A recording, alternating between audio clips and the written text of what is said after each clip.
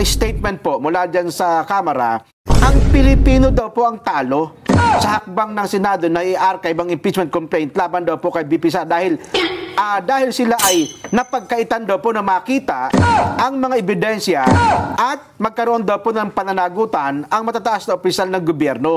Ayon po yan kay yun sa chairman nga po ng House Committee on Good Government and Public Accountability. Pag itong ating kaibigan, si Kong Sia Alonto Adjong, sabi niya mukhang talo ang Pilipino. Talo daw po ang Pilipino sapagkat in-archive ninyo. Hindi tuloy masasagot ni BP Inday Sara ang mga paratang sa kanya. Yan ang hirap pagka ganyan. Ang palaging iniisip ang Pilipino. No? Opo. O, kung ba iniisip nyo Pilipino, ipagpalagay na natin na gusto nating ituloy yan. Magkano ba yung involved na amount dyan? Ilang milyon? Parang 612 million, more or less. Palagay mo. Magkano yung ating ginugol sa baha? 500 billion yung pinakahuli. Lahat ngayon, 1 trillion naman yun. 1 trillion na. 1 trillion yun. 1 trillion, opo. Pero wala man lang isa na gustong imbestigahan ito. Nasaan ang katwiran dyan? Na akala mo talo ang Pilipino sa 600 million. Hindi talo sa 1 trillion. Pagka sinabi kasing this decision is immediately executory. Opo. Alam mo sa isang abogadong nakakaintindi, didiretsuhin ko na. Hindi ka inaalisan ng karapatan na mag-MR. Nasa sa'yo yun eh. Parang, di ba, kung minsan, sige, park at your own risk. May ganun Hindi kita binabawalan na pumarada dyan. Pero bahala ka sa buhay mo. Sabi niya, dito daw po sa inilabas na archive ng Senado, sa isang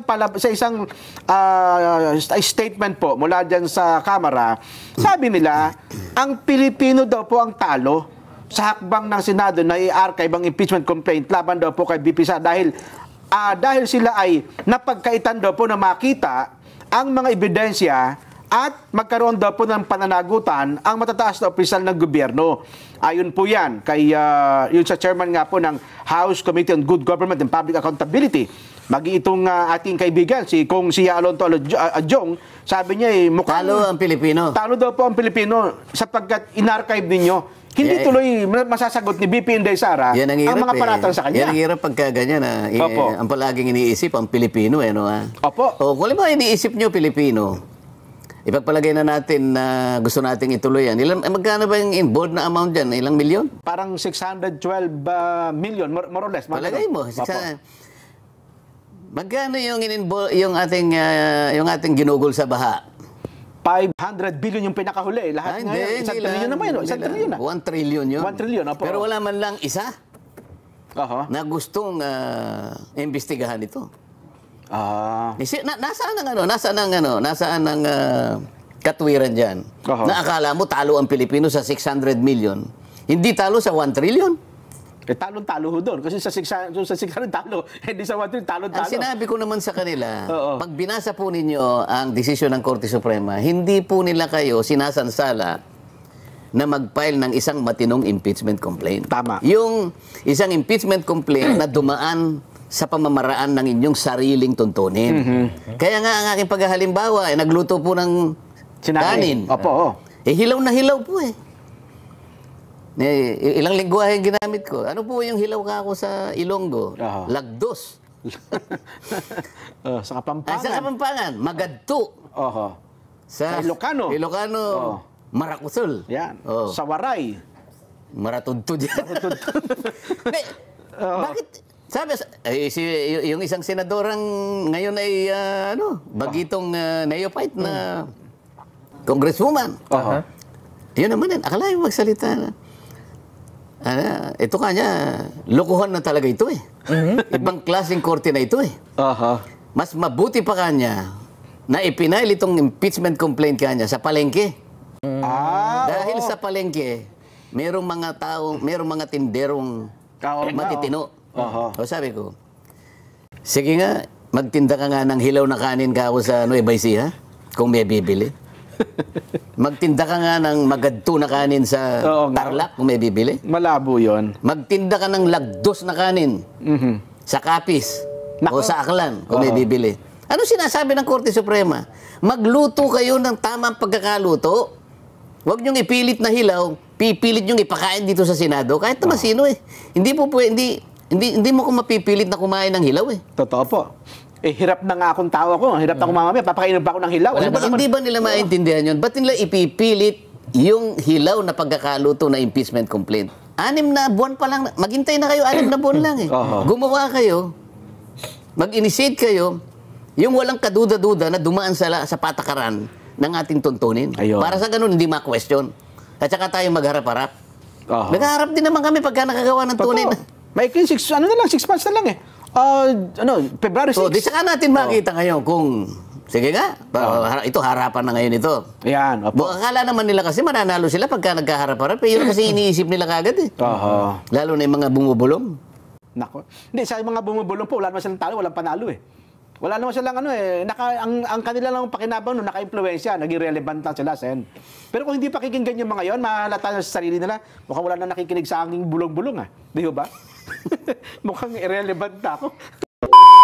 Ayaw talaga lang manahimik mga kababayan, no? Itong House of Representatives na kung saan nakatikim ngayon ng supalpal, no? Kinontra itong pahayag ngayon ni Congressman Alonto Adyong, no? Or Zia Alonto Adyong at itong si Congressman Joel Chua nung dating chairman ng Good Government doon sa House of Representatives na talo daw ang taong bayan doon sa ginawa nila mga kababayan na i-archive itong impeachment case ni VP Sara dahil hindi daw nila mapapanagot, no, itong si VP Sara kung saan dinala yung confidential funds mga kababayan na kung saan yun yung isa sa nakalagay doon sa kanilang articles of impeachment.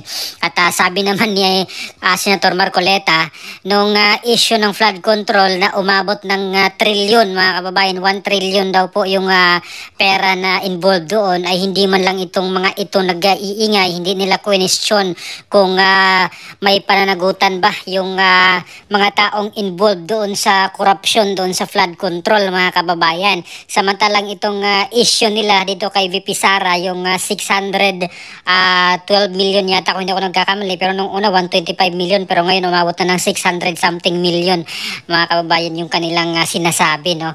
At sinabi ni Senator Marcoleta, sino ba or ano ba talaga ang dapat papanagutin, no, itong 600 million or yung 1 trillion. At talagang hindi po manahimik, no, or itong mga kontra doon sa desisyon ng Senado at gustong-gusto nilang ma-impeach talaga itong si VP Sara or gustong mag-trial talaga itong impeachment ni VP Sara at eventually, syempre, talagang hinahangad nila na ma-impeach itong si VP Sara para ma-disqualified siya dito sa presidential election sa 2028 mga kababayan. At yung mga bumubulong na mga irrelevant, nagpapagulo lang po sila mga kababayan, no? At sana igalang na lang. On my opinion, sana respeto na lang nila at hintay na lang nila mga kababayan, no, sa 2026, mga 6 na buwan na lamang mga kababayan, pwede na ulit silang iingay, no, at for sure sa February 6 mga kababayan, maagang maaga pa yan, magfa-file na agad yan ng impeachment complaint laban kay VP Sara doon sa House of Representatives or sa Kamara. At sure yan mga kababayan, no, lalo na sa dami nilang mga atat na ma-impeach si VP Sara. Ilang grupo po ito mga kababayan, no? Itong mga makakaliwang grupo, yung Makabayan Black, itong mga Dilawan, at syempre yung mga katropa ngayon ng mga loyalista, no, itong mga anti-Duterte rin, ay talagang magkukumahog yan mga kababayan, paunahan yan sila na mag-file ng impeachment complaint laban kay VP Sara. At for sure yung mga grounds yan mga kababayan nila, no, at ganito pa rin itong sa impeachment na final nila nung nakaraan, itong confidential funds pa rin mga kababayan. At ito na nga mga kababayan, yung Quadcom ayaw patinag, no, itong pinagmamalaki ni Congressman Abante na bubuhayin niya ulit itong Quadcom at 2.0 na daw ang tawag sa kanila. At hindi po ito mananahimik mga kababayan hanggang palapit na ang eleksyon ay tuloy-tuloy yung kanilang pag-imbestiga at paulit-ulit lang mga kababayan, no. Confidential funds na naman to mga kababayan ni VP Sara, siguro yung topic nila, pati itong AJK o mano ni PRRD mga kababayan, yun na naman yung kailang topic dito. Wala na po silang ibang huhukayin na mga issue mga kababayan, no, itong patungkol lang sa mga Duterte.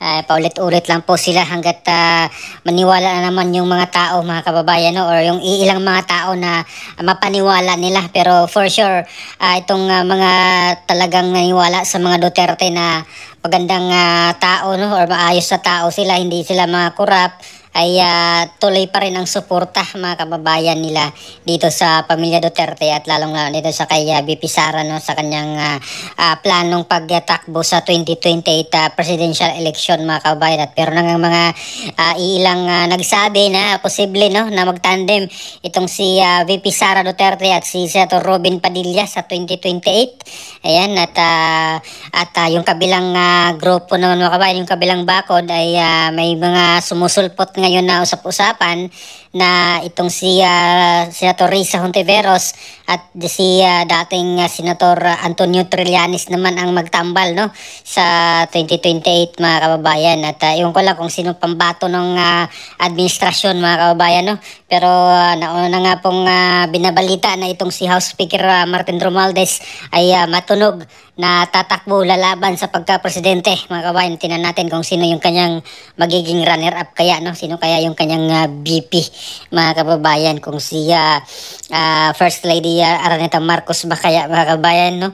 Tingnan natin kung sino yung kalaban niya at kung matuloy din po itong pagtakbo ni Senator Raffy Tulfo sa 2028 presidential election, mga kababayan. Although itong mga Dilawan at Pinklawan ay parang may issue ata sila ngayon, mga kababayan, no? May hindi sila nagkakaintindihan patungkol dito sa kanilang posibleng pagtakbo, no, sa 2028 kasi yung grupo ni Trillanes, pinaparatangan niya si dating VP Leni Robredo na best friend, no, or friend ni VP Sara Duterte, kaya ayaw ni Trillanes kay VP Leni na pagiging presidentiable nila.